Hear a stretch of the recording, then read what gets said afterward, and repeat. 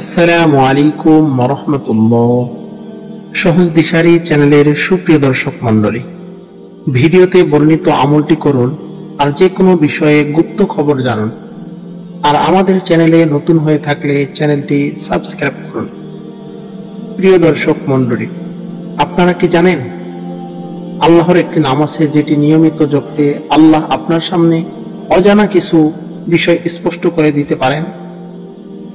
সেই নামটি হলো আল খবীর, অর্থাৎ সব খবর রাখেন যিনি।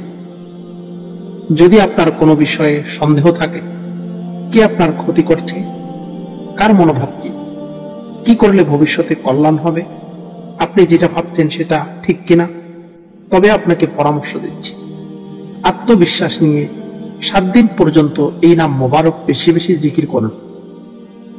এই আমলের সময় আপনি নিজের সমস্যার দিকটি মনে করে আল্লাহর কাছে সাহায্য চাইতে পারেন। এটি কোনো জাদু নয়, এটি হচ্ছে আল্লাহর নামের বরকত। কোরআন ও হাদিসে আল্লাহ নিজেকে আল খবীর বলেছেন অনেকবার।